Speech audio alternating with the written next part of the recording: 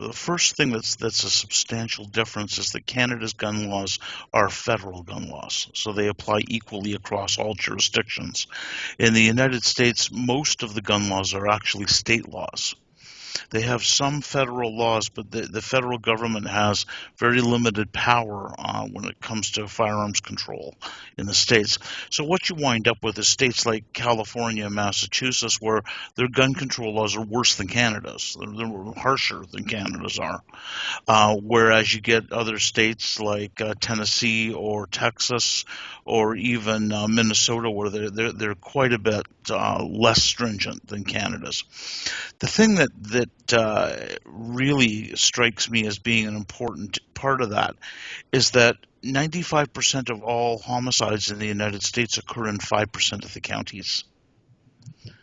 The gun ownership is in the 95% of the counties that don't have the massive homicide rates.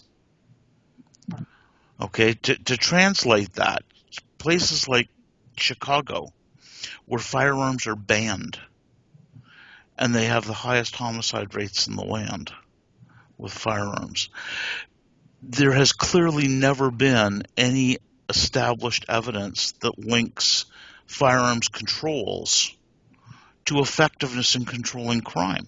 This is actually a red herring. There's never been a correlation between ownership of firearms and crime. Never once made. The U.S. is chasing their tail. The problem is that they have a cultural issue. And the cultural issue is that they settle disputes by shooting each other. Now, obviously, this is not in every place, which goes back to what I last said about how 95% of the homicides occur in 5% of the counties. In those 5% of the counties, disputes are settled by shooting each other. Canada doesn't really have that anywhere in the country. This is not how our culture operates. So looking at what the U.S. is trying to do, as I say, they're chasing their tail.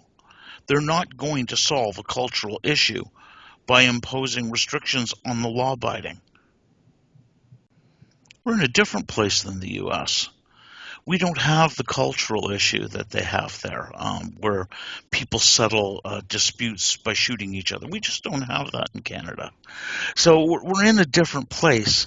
Applying Canadian firearms control standards to the U.S. or vice versa really doesn't work all that well.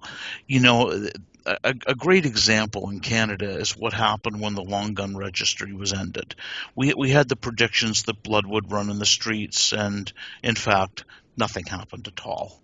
And the reason is that Canadians don't shoot each other by and large. So what would end up happening, you could eliminate all the firearms control laws in Canada and nothing would happen.